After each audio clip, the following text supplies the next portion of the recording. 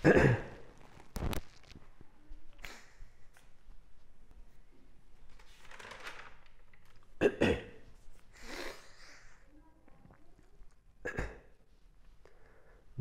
મિત્રો, આપણે માનવ કંકાલ તંત્રનો અભ્યાસ કરીએ છીએ। માનવ કંકાલ તંત્ર મુખ્ય બે ભાગનું બનેલું છે, એક અક્ષીય કંકાલ તંત્ર અને બીજું ઉપાંગીય કંકાલ તંત્ર।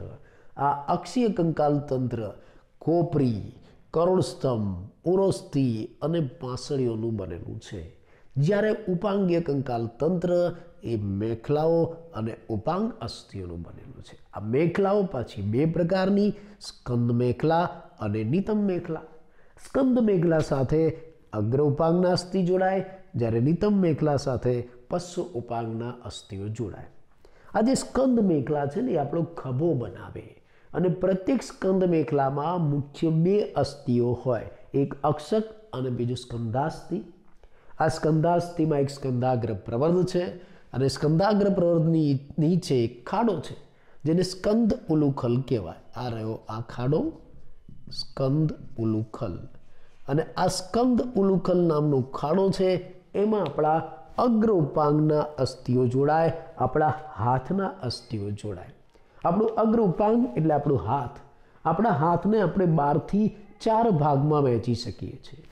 આ ઉપરનો ભાગ એને બાહુ કહેવાય છે, બાવડું એવું પણ આપણે કહીશું, અથવા તો ભૂજા એવું પણ એને કહેવાશે।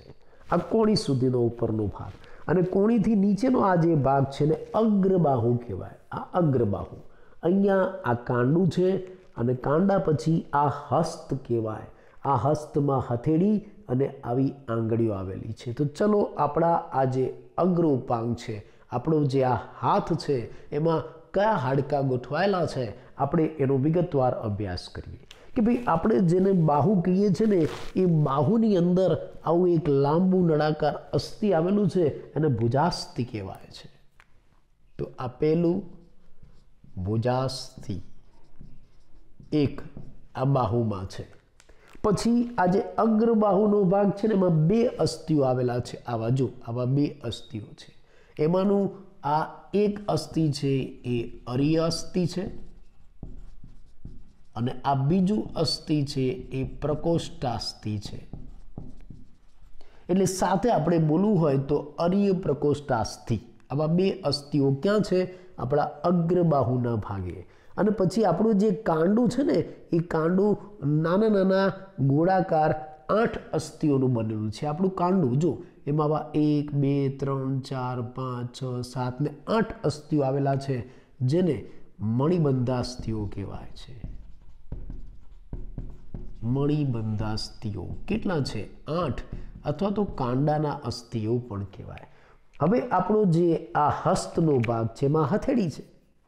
હથેળી તમને સપાટ દેખાય છે, આખી લીસી સપાટ, પણ વાસ્તવમાં સપાટ સળંગ નથી। એની અંદર 5 અસ્થિઓ આવેલા છે, તમે એને અનુભવી શકો। જો આ રીતે તમારી જે આ હથેળીનો ભાગ છે ને, એને આ રીતે દબાવવાનું, તમે અનુભવી શકશો। જો અહીંયા દબાવશો એટલે અહીંયા એક અસ્થિ, એની બાજુમાં દબાવો લાંબુ સળંગ બીજું અસ્થિ, એની બાજુમાં દબાવો ત્રીજું અસ્થિ, એની બાજુમાં દબાવો ચોથું અસ્થિ, એની બાજુમાં દબાવો 5મું અસ્થિ। એટલે આ હથેળી આપણને ભલે સળંગ લાગતી હોય, પણ એ હથેળીની અંદર 5 અસ્થિઓ આવેલા છે। એ 5 અસ્થિ જો આ 1 2 3 4 ને 5 આ હથેળીનો ભાગ છે। આ હથેળીના ભાગમાં આવા 5 પશ્ચ મણિબંધાસ્થિઓ આવેલા છે, એને પશ્ચ મણિબંધાસ્થિ કહેવાશે। આ 1 2 3 4 ને 5 પશ્ચ મણિબંધાસ્થિઓ ક્યાં છે? આપણી હથેળીમાં છે 5, અને હથેળી સાથે જોડાય છે આ આંગળીઓ। હથેળી સાથે આવી 4 આંગળીઓ અને એક અંગૂઠો છે। એમાં કેટલા અસ્થિ હોય તમારે જાણવું હોય ને, તો આ આંગળીઓને વાળો। ચલો આપણે આંગળીઓની વાત કરીએ। તમે આંગળીઓને વાળશો ને એટલે તમને ખબર પડી જશે કે એમાં કેટલા અસ્થિ છે। તમે વાળીને જુઓ તો જુઓ, આ ટચલી આંગળી હું લઉં છું, એમાં એક આમ વળેલું, આ 1, પછી આડું આ 2, અને આ ત્રીજું 3। ચલો આમાં આ 1, આ વળેલું, આ 2 અને આ 3, આમાં આ 1 આડું 2 અને ઊભું 3, 1 2 3 દરેક આંગળીમાં 3 3 અસ્થિઓ છે જુઓ 1 2 3 1 2 3 1 2 3 1 2 3 4 આંગળીઓ દરેકમાં 3 3 અસ્થિઓ આમાં 3 આમાં 3 આમાં 3 આમાં 4 તરીને 12 અસ્થિ ચલો આંગળીઓમાં આ જે 3 3 અસ્થિઓ છે ને અંગુલ્યાસ્થિઓ કહેવાય અંગૂઠામાં શું આંગળીઓના અસ્થિઓને આપણે અંગુલ્યાસ્થિઓ કહીશું તો અંગૂઠાના અસ્થિને આપણે શું કહીશું તમે એમ કહેશો અંગૂઠ્યાસ્થિઓ ના એવું ના કહેવાય હો એને અંગુલ્યાસ્થિઓ જ કહેવાય તો અંગૂઠામાં કેટલા અસ્થિ વાળી જુઓ 1 અને 2 અંગૂઠામાં 2 જ અસ્થિઓ છે મોટા આવા 2 અંગુલ્યાસ્થિઓ તો આમ હથેળી સાથે જે આંગળીઓ અને અંગૂઠા જોડાયેલા છે એમાં આવા 14 અંગુલ્યાસ્થિઓ આવેલા છે જો 3 ને 3 6 ને 3 9 ને 3 12 ને 2 14 અંગુલ્યાસ્થિઓ કેટલા છે કુલ 14 અંગુલ્યાસ્થિઓ છે તો આ રીતે આપણા અગ્ર ઉપાંગના અસ્થિઓ થયા કેટલા થયા ચલો આપણે ફરીથી ગણી લઈએ આ ભુજાસ્થિ 1 સંખ્યા ગણજો આ અર્ય પ્રકોષ્ઠ અસ્થિ થઈને કુલ 2 પછી કાંડામાં મણિબંધાસ્થિઓ 8 આ રહ્યા 8 હથેળીમાં પશ્ચિમ મણિબંધાસ્થિઓ 5 અને આંગળીઓમાં અંગુલ્યાસ્થિઓ 14 તો કુલ કેટલા અસ્થિ થયા ગણી લો તમે જો ટોટલ કરશો તમે 14 ને 5 ને 8 ને 2 ને 1 કુલ ટોટલ કરશો એટલે 30 થશે તો આપણા એક હાથની અંદર આપણા એક અગ્ર ઉપાંગની અંદર આવા 30 અસ્થિઓ છે આપણી અંદર આવા 2 અગ્ર ઉપાંગ 2 હાથ છે આપણી પાસે એટલે કુલ 60 અસ્થિઓ થશે બંને હાથના થઈને કુલ 60 અસ્થિઓ આપણી અંદર થશે તો અહીંયા આપણે સ્કંદ મેખલા અને એની સાથે જોડાયેલ અગ્ર ઉપાંગના અસ્થિઓનો અભ્યાસ પૂરો કર્યો હવે આપણે નિતંબ મેખલાની વાત કરીએ નિતંબ મેખલા આપણા નિતંબ પ્રદેશમાં આવેલી છે આ રહી આપણી નિતંબ મેખલા જે આપણા નિતંબ પ્રદેશમાં આવેલી છે અને આ નિતંબ મેખલા છે ને 2 મોટા વજનદાર અસ્થિઓની બનેલી છે આ આખી નિતંબ મેખલા આ વચ્ચેનો ભાગ છે ને એ તો કરોડ સ્તંભનો હતો એ આપણે કાઢી નાખીએ ચલો આ આખી નિતંબ મેખલા આ નિતંબ મેખલા છે ને 2 મોટા વજનદાર અસ્થિઓની બનેલી છે એક આ અસ્થિ આ બાજુનું અને બીજું આ બાજુનું બીજું અસ્થિ નિતંબ મેખલા 2 મોટા વજનદાર અસ્થિઓની બનેલી છે કેમ કે આપણા નિતંબ પ્રદેશમાં તમે જાણો છો 2 થાપા હોય જ્યાં તમે ઇન્જેક્શન લો છો 2 થાપા એ બંને થાપામાં આવા મોટા વજનદાર અસ્થિ છે સાદી ભાષામાં કુલ્લા એ કુલ્લામાં આવા 2 મોટા વજનદાર અસ્થિ છે એક કુલ્લામાં એક અસ્થિ બીજા કુલ્લામાં બીજા અસ્થિ અને શું બની ગયું આપણી નિતંબ મેખલા આ જે 2 મોટા વજનદાર અસ્થિ છે ને એને શ્રોણી અસ્થિ કહેવાય એટલે નિતંબ મેખલા 2 અસ્થિઓની બનેલી છે 2 મોટા વજનદાર અસ્થિઓની બનેલી છે અને શ્રોણી અસ્થિ કહેવાય છે એટલે નિતંબ મેખલા આપણી આ નિતંબ મેખલા એ આવા 2 મોટા વજનદાર અસ્થિઓની બનેલી છે અને શ્રોણી અસ્થિ કહેવાય છે એક નિતંબ મેખલામાં એક બાજુના થાપામાં આવું એક મોટું અસ્થિ બીજી બાજુના થાપામાં બીજું મોટું અસ્થિ આ બંને શ્રોણી અસ્થિ છે અને આપણી નિતંબ મેખલા બનાવે આ એક શ્રોણી અસ્થિ છે ને વાસ્તવમાં 3 અસ્થિઓના જોડાવાથી બનેલું છે દાખલા તરીકે આ એક શ્રોણી અસ્થિની આપણે વાત કરીએ આ એક શ્રોણી અસ્થિમાં જે ઊભો ભાગ છે આપણો થાપાનો ઊભો ભાગ છે આને નિતંબાસ્થિ કહેવાય છે ઊભું અસ્થિ નિતંબાસ્થિ એક શ્રોણી અસ્થિ છે એમાં આ જે ઊભું અસ્થિ છે એને નિતંબાસ્થિ કહેવાય નીચે ગોળાકાર જ્યાં આપણે બેસીએ છીએ આપણી બેઠક છે ત્યાં ગોળાકાર અસ્થિ છે એને આસનાસ્થિ કહેવાય છે આસન એના ઉપર આપણે બેસીએ છીએ આસન કરીએ છીએ બેસીએ છીએ એને આસનાસ્થિ કહેવાય છે અને આ નિતંબાસ્થિ અને આસનાસ્થિની વચ્ચે આવું એક પાતળું ત્રાસું અસ્થિ છે એને પૂરો નિતંબકાસ્થિ કહેવાય છે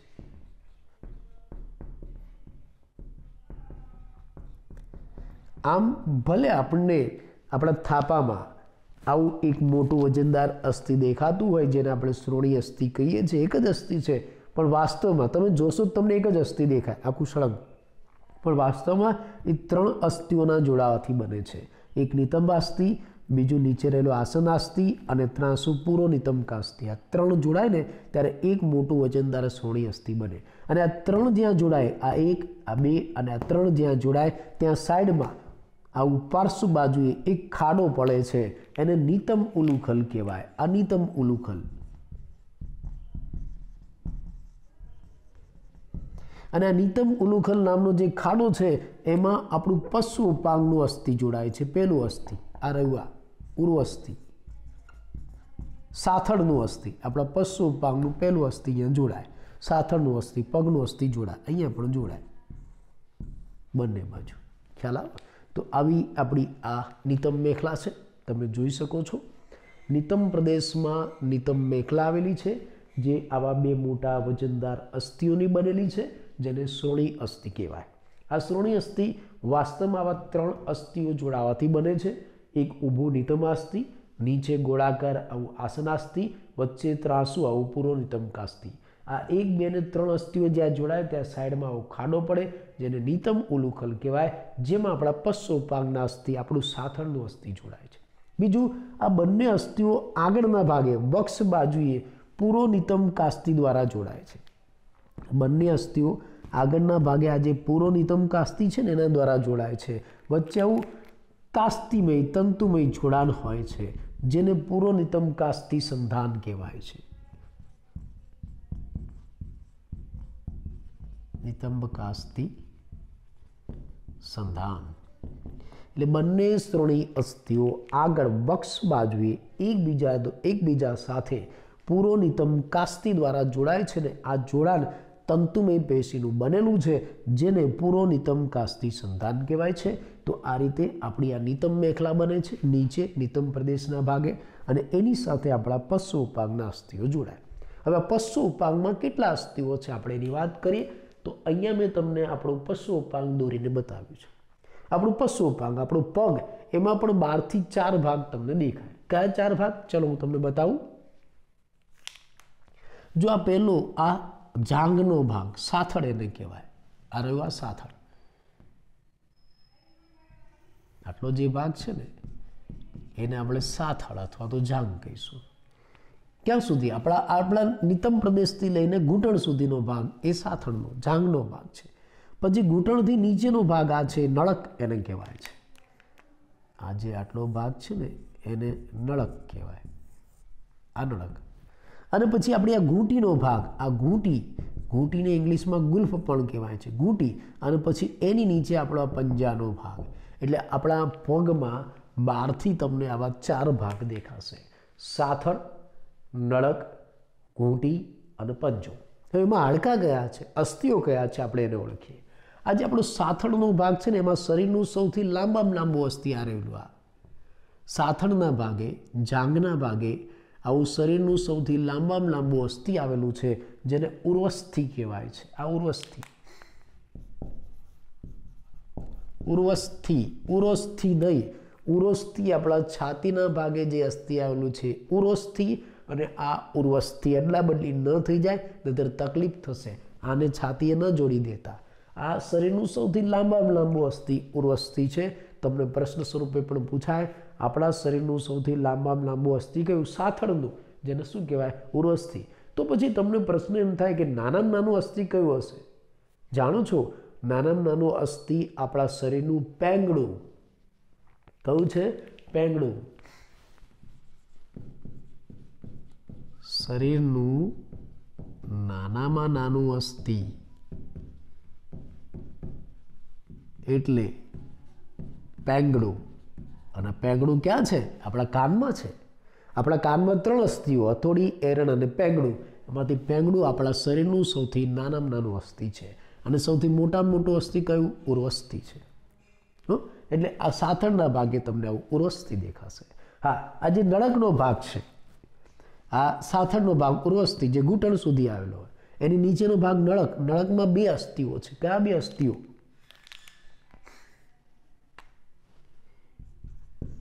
ટીબિયા અસ્થિ અને ફિબ્યુલા અસ્થિ. બંનેને સાથે બોલવું હોય તો ટીબિયો ફિબ્યુલા અસ્થિ. આ ટીબિયા અસ્થિ, આ મોટું ઉપર જોડાયેલું છે, અને એની અંદરના ભાગે રહેલું આ ફિબ્યુલા અસ્થિ. એટલે આ નળકના ભાગે આવું ટીબિયા અને ફિબ્યુલા અસ્થિઓ આવેલા છે. બીજી એક બાબત, આ સાથળ અને આ નળક જ્યાં ભેગા મળે ત્યાં ઘૂંટણની રચના થાય. એ ઘૂંટણની રચનામાં એક વધારાનું એક અસ્થિ આવેલું છે, મુક્ત, છૂટું. આ રહેવા એક અસ્થિ, એને ઢાંકણી કહેવાય છે. એટલે આને પણ આપણે ગણીશું ઢાંકણી. તો આપણી ઘૂંટણની રચના કેટલા અસ્થિઓ જોડાવાથી બને છે જાણો છો તમે? આપણું ઘૂંટણ 3 અસ્થિઓ જોડાવાથી બને છે. એક તો આ ઉર્વસ્થિ, આપણા જાંઘનું અસ્થિ, બીજું આ ટીબિયા અસ્થિ અને ત્રીજું આ ઢાંકણી. આ 3 જોડાને આપણું ઘૂંટણ બને. આ મેં પગ તમને એમ સામેથી બતાવ્યો છે, પણ સાઈડમાંથી પગ વાળીને જુઓ હોય તો આવો દેખાય. જો મેં આ પગ વાળીને બતાવ્યો, આ ઘૂંટણનો ભાગ અલગ કરીને તમને બતાવ્યો. એમાં આ ઉર્વસ્થિ, આ ઉર્વસ્થિ આપણું સાથળનું અસ્થિ, નીચે આ ટીબિયા અસ્થિ અને આ ફિબ્યુલા અંદર દબાઈ ગયું છે. એટલે ઉર્વસ્થિ સાથે ફિબ્યુલા નથી જોડાતું, આ ઉર્વસ્થિ સાથે ખાલી ટીબિયા જ જોડાય છે. ભલે આ નળક પ્રદેશમાં ટીબિયા અને ફિબ્યુલા 2 અસ્થિ છે, પણ ઉર્વસ્થિ સાથે ખાલી કયું જોડાય છે? ટીબિયા અસ્થિ. એટલે આપણા ઘૂંટણના ભાગે કયું અસ્થિ આવશે? ફક્ત ટીબિયા. એટલે એક ઉર્વસ્થિ, આપણું જે ઘૂંટણ બને છે ત્યાં ઉપરનું આવું સાથળનું ઉર્વસ્થિ, એની સાથે કયું જોડાય? ટીબિયા. અને ત્રીજું આ બે અલગ બતાવ્યું છે ને, ઢાંકણી. ઢાંકણી. તો આમ આપણા ઘૂંટણ આવા 1, 2 ને 3 અસ્થિઓથી બનેલું છે. કયા 3 અસ્થિઓ? ઉર્વસ્થિ, ઢાંકણી અને ટીબિયા અસ્થિ આપણું ઘૂંટણ બનાવશે. ખ્યાલ આવી ગયો? તો આ સાથળ જાંઘનું ઉર્વસ્થિ એ નીચે નળક સાથે જોડાય છે, ટીબિયા અને ફિબ્યુલા આવેલા છે ત્યાં. આ ટીબિયા ફિબ્યુલા નીચે ઘૂંટી સાથે જોડાય છે. આ ઘૂંટીને ઇંગ્લિશમાં ગુલ્ફ કહેવાય અને એની અંદર 7 અસ્થિઓ હોય, તમે ગણી શકો 1, 2, 3, 4, 5, 6, 7, જેને ગુલ્ફાસ્થિઓ કહેવાય છે. ઘૂંટીમાં ગુલ્ફાસ્થિ છે અને ગુલ્ફાસ્થિ કેટલા છે?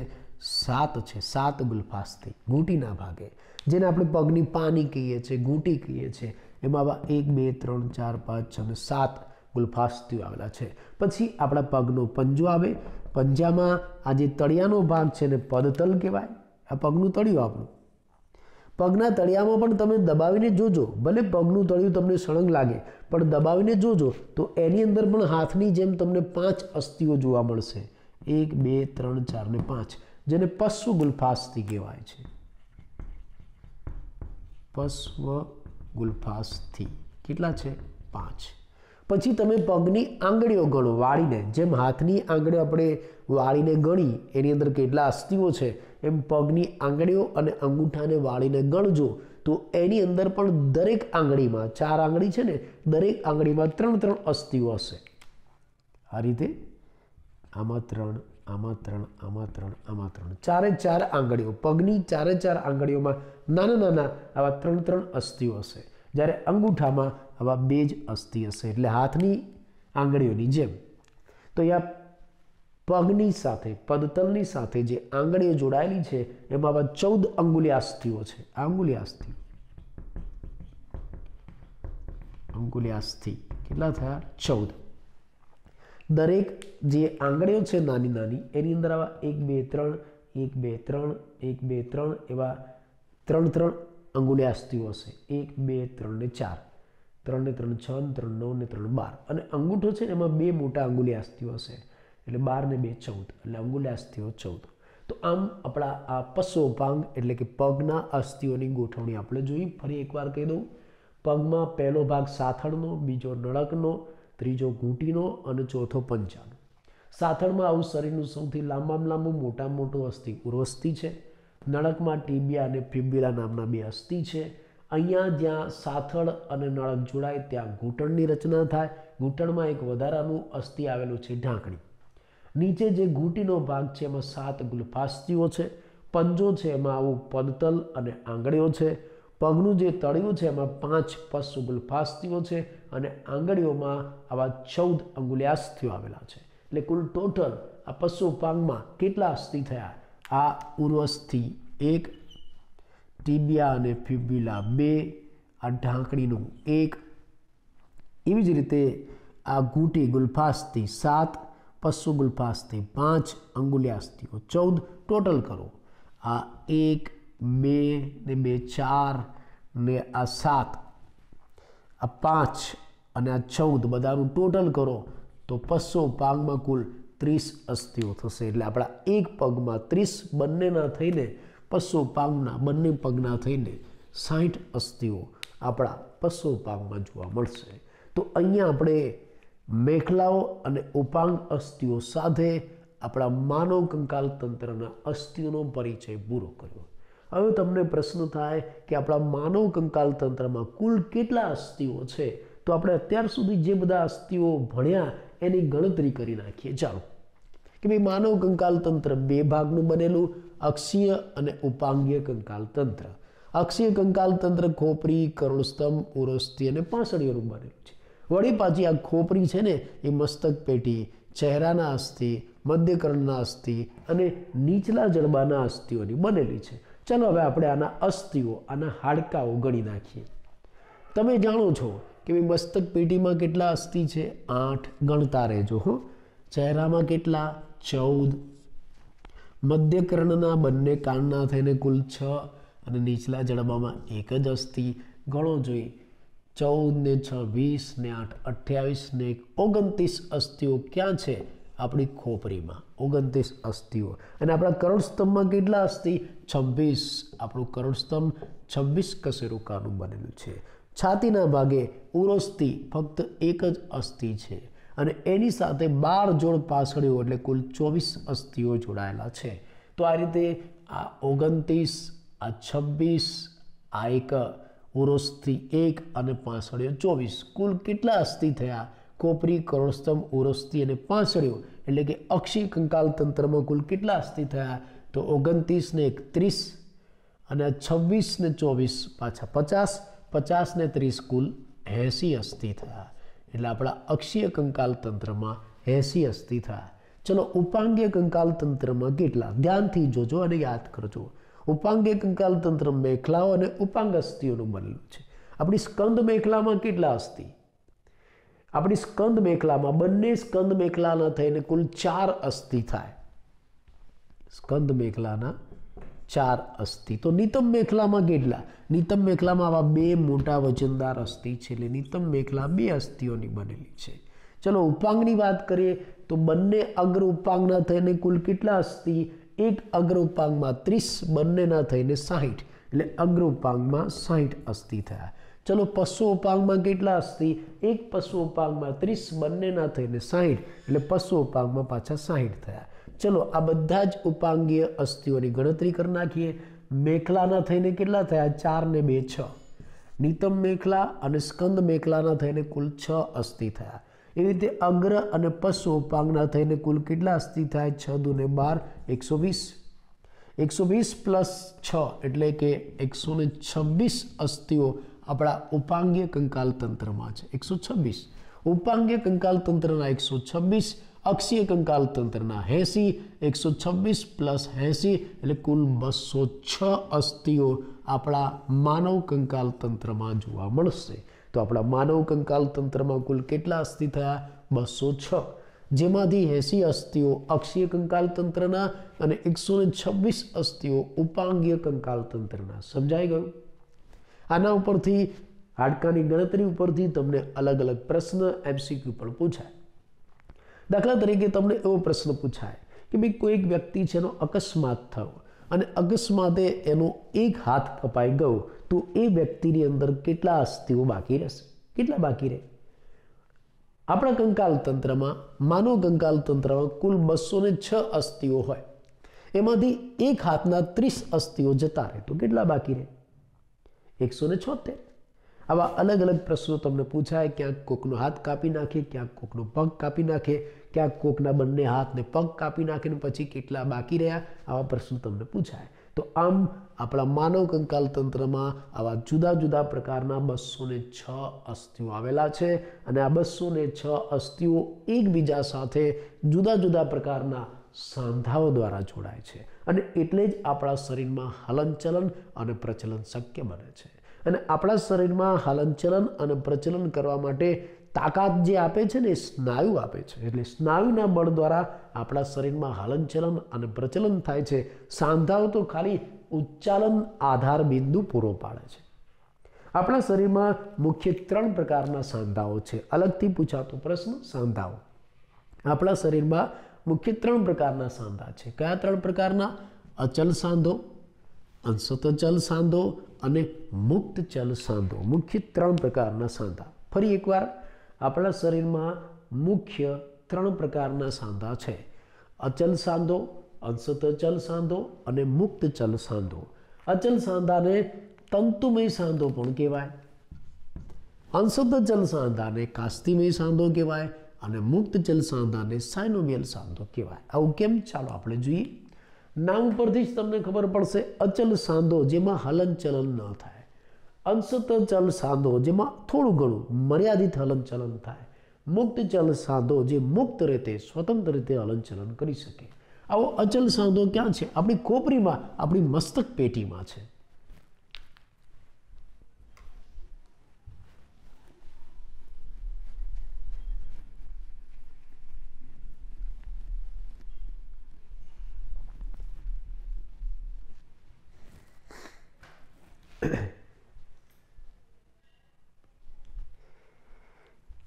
અચલ સાંધો ક્યાં છે? આપણી ખોપરીમાં, આપણી મસ્તક પેટીમાં છે. મસ્તક પેટીના 8 અસ્થિઓ આ રીતે તંતુમય પેશી દ્વારા જાણે સિલાઈ લીધી હોય ને એવી રીતે જોડાશે. તંતુમય પેશીના સાંધા દ્વારા જાણે મશીનથી આમ સિલાઈ લીધી હોય ને એ રીતે જોડાય છે.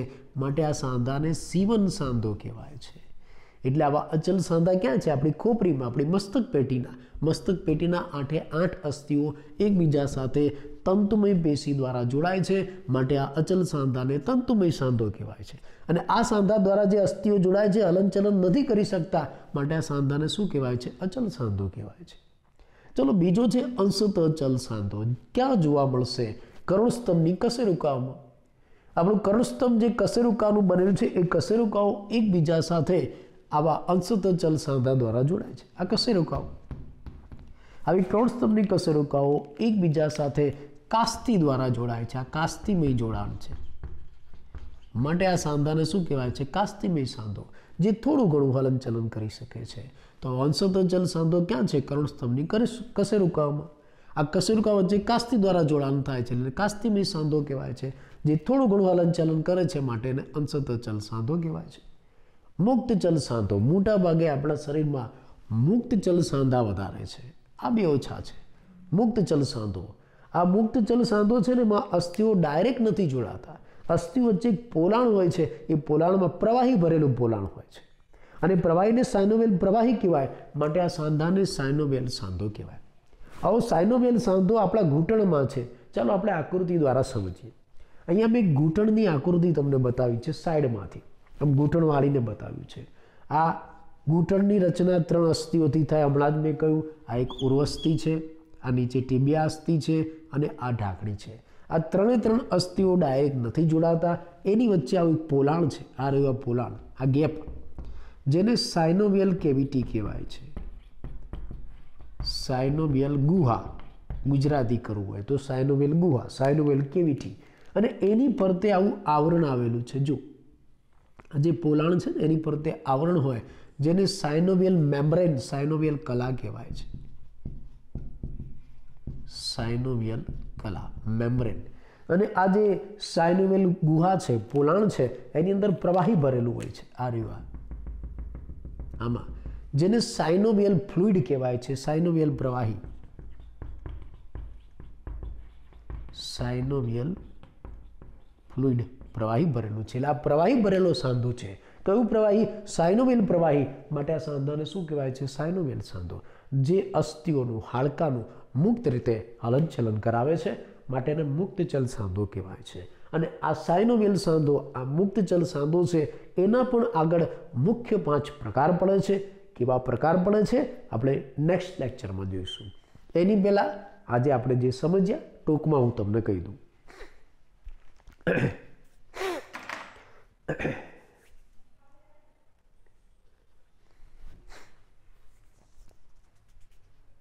કે ભાઈ માનવ કંકાલ તંત્ર મુખ્ય 2 ભાગનું બનેલું, અક્ષીય અને ઉપાંગીય કંકાલ તંત્ર. અક્ષીય કંકાલ તંત્ર એટલે ખોપરી, કરોડસ્તંભ, ઉર્વસ્થિ અને પાંસળીઓ. ઉપાંગીય કંકાલ તંત્ર મેખલાઓ અને ઉપાંગ અસ્થિઓનું બનેલું. એમાંથી આપણે સ્કંદ મેખલા જોઈ, જે મુખ્ય 2 અસ્થિઓની બનેલી, અક્ષક અને સ્કંધાસ્થિ.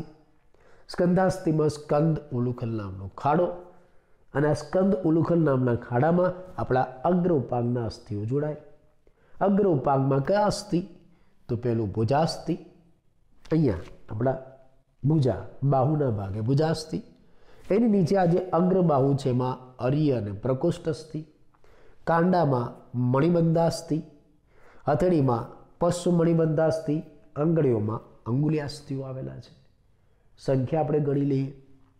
ભુજાસ્થિ 1, અર્ય પ્રકોષ્ઠ અસ્થિ 2, મણિબંધાસ્થિ 8, પશ્ચિમ મણિબંધાસ્થિ 5, અંગુલિયાસ્થિઓ 14, ટોટલ 30 અસ્થિઓ થશે. બીજી એક વાત તમને આકૃતિ સંબંધી વૈજ્ઞાનિક કહી દઉં. આપણો જે આ અંગૂઠો છે ને એ જ્યાં અર્ય અસ્થિ દોરેલું હોય ને ત્યાં જ અંગૂઠો આવે. જ્યાં અર્ય અસ્થિ હોય ને એ બાજુ જ અંગૂઠો આવે, આડો અવળો ન કરતા. અહીંયા અર્ય અસ્થિ લખો, અહીંયા પ્રકોષ્ઠ અસ્થિ લખો ને અંગૂઠો અહીંયા દોર્યો હોય તો ખોટી આકૃતિ થશે. આ રીતે આપણા એક હાથમાં 30 અસ્થિઓ થયા, 2 હાથ છે, કુલ 60 અસ્થિઓ થશે. નિતંબ પ્રદેશમાં આપણી નિતંબ મેખલા છે. નિતંબ મેખલા આવા 2 મોટા વજનદાર અસ્થિઓની બનેલી છે જેને શ્રોણી અસ્થિ કહેવાય. વાસ્તવમાં એક મોટું વજનદાર શ્રોણી અસ્થિ છે ને એ આવા 3 અસ્થિઓના જોડાવાથી બને છે. એક ઊભું નિતંબ અસ્થિ, નીચે ગોળાકાર આસનાસ્થિ, વચ્ચે ત્રાસુ આવું પૂરો નિતંબકાસ્થિ. આ 1, 2 ને 3 અસ્થિ જ્યાં જોડાય સાઈડમાં ત્યાં ખાડો પડે છે એને નિતંબ ઉલુખલ કહેવાય. અને એ ખાડા દ્વારા આપણું પશ્ચિમ ઉપાંગનું અસ્થિ, આપણું જાંઘનું અસ્થિ અહીંયા જોડાય છે. બીજું, આ બંને શ્રોણી અસ્થિઓ આગળના ભાગે પૂરો નિતંબકાસ્થિ દ્વારા જોડાય છે, જ્યાં તંતુમય પેશી દ્વારા સાંધો રચાય છે જેને પૂરો નિતંબકાસ્થિ સંધાન કહેવાય છે. આ જે નિતંબ ઉલુખલ છે એમાં આપણા પશ્ચોપાંગના એટલે કે પગના અસ્થિઓ જોડાય. કયા છે અહીંયા મેં આકૃતિમાં બતાવ્યા છે. પગમાં જાંઘ પ્રદેશમાં આપણા શરીરનું સૌથી લાંબામાં લાંબુ અસ્થિ ઉરોસ્થિ આવેલું છે. પછી ઘૂંટણની નીચેના ભાગે નળક પ્રદેશમાં 2 અસ્થિઓ આવેલા છે, ટીબિયા અસ્થિ અને એની અંદરના ભાગે ફિબ્યુલા અસ્થિ.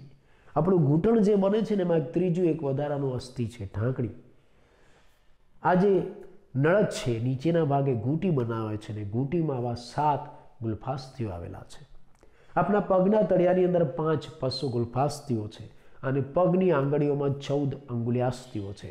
ટોટલ તમે કરશો તો આપણા પશુ ઉપાંગમાં એક પશુ ઉપાંગમાં 30 અસ્થિઓ થશે. બંનેના થઈને 60 અસ્થિઓ થાય. તો અહીંયા આપણે ઉપાંગીય કંકાલ તંત્ર પૂરું કર્યું. એની સાથે માનવ કંકાલ તંત્રની ગોઠવણી બતાવી. પછી મેં તમને એની ગણતરી બતાવી કે ભાઈ આપણું માનવ કંકાલ તંત્ર 206 અસ્થિઓનું બનેલું છે. એમાં અક્ષીય કંકાલ તંત્રમાં 80 અસ્થિ, જેમાં 29 ખોપરીના, 26 કરોડસ્તંભના, 1 ઉરોસ્થિનું અને 24 પાંસળીઓ ગોઠવાયેલી હોય. આ ખોપરીના 29 અસ્થિઓ છે એમાંથી 8 મસ્તક પેટીના, 14 ચહેરાના, 6 મધ્યકર્ણના અને 1 નીચલા જડબાનું હોય છે. ઉપાંગીય કંકાલ તંત્રના 126 અસ્થિઓ એમાંથી 6 અસ્થિઓ મેખલાઓના છે. સ્કંદ મેખલાના 4, નિતંબ મેખલાના 2. અને ઉપાંગ અસ્થિઓની આપણે વાત કરીએ તો આપણા બંને અગ્ર ઉપાંગના થઈને 60 અને બંને પશ્ચ ઉપાંગના થઈને બીજા 60, કુલ 120. તો આ રીતે આપણું માનવ કંકાલ તંત્ર આવા 206 અસ્થિઓનું બનેલું છે. અને આ અસ્થિઓ એકબીજા સાથે સાંધાઓ દ્વારા જોડાય છે. આપણા શરીરમાં મુખ્ય 3 પ્રકારના સાંધા છે: અચલ સાંધો, અંશત અચલ સાંધો અને મુક્ત ચલ સાંધો. આવો અચલ સાંધો આપણી ખોપરીમાં મસ્તક પેટીમાં જોવા મળે. મસ્તક પેટીના 8 અસ્થિઓ એકબીજા સાથે તંતુમય પેશી દ્વારા ચુસ્ત રીતે જોડાયેલા છે, માટે આ અચલ સાંધાને તંતુમય સાંધો કહેવાય. અને આ જોડાણ જાણે મશીનથી સિલાઈ લીધેલી હોય ને એવું છે, માટે આ સાંધાને સીવન સાંધો પણ કહેવાય. આવો અંશત અચલ સાંધો આપણી કરોડસ્તંભની કશેરુકાઓની વચ્ચે જોવા મળે છે. આ કરોડસ્તંભની કશેરુકાઓ એકબીજા સાથે કાસ્તિમય જોડાણ બનાવે છે, માટે એને કાસ્તિમય સાંધો કહેવાય છે. અને થોડું ઘણું હલે છે, માટે એને અંશત અચલ સાંધો કહેવાય. જ્યારે બાકી બધા જે અસ્થિઓ છે એમાં આવો મુક્ત ચલ સાંધો જોવા મળે છે. આ મુક્ત ચલ સાંધામાં અસ્થિઓ ડાયરેક્ટ નથી જોડાતા, એની વચ્ચે આવું પ્રવાહી ભરેલું પોલાણ છે, જેમાં સાયનોવિયલ પ્રવાહી રહેલું છે, માટે એને સાયનોવિયલ સાંધો કહેવાય છે. કેવો હોય તો આપણે એક ઘૂંટણનો સાંધો બતાવ્યો કે ભાઈ આ ઘૂંટણનું ઉર્વસ્થિ છે, આ ટીબિયા અસ્થિ અને આ ઢાંકણી ત્રણેય મળીને ઘૂંટણની રચના કરે. પણ આ ત્રણેય અસ્થિઓ ડાયરેક્ટ નથી જોડાતા, એની વચ્ચે આવું પોલાણ છે જેને સાયનોવિયલ કેવિટી કહેવાય. એની ફરતે આવરણ છે અને સાયનોવિયલ મેમ્બ્રેન કલા કહેવાય છે. અને આ સાયનોવિયલ કલામાંથી જ પ્રવાહીનો અંદર સ્ત્રાવ થાય, જેને સાયનોવિયલ ફ્લુઇડ કહેવાય, જેના કારણે આ અસ્થિઓ મુક્ત રીતે હલનચલન કરી શકે છે, માટે એને મુક્ત ચલ સાંધો કહેવાય. આ મુક્ત ચલ સાંધાના પણ પાછા આગળ 5 પ્રકાર પડે છે. કેવા છે ઉદાહરણ સાથે આપણે નેક્સ્ટ લેક્ચરમાં જોઈશું.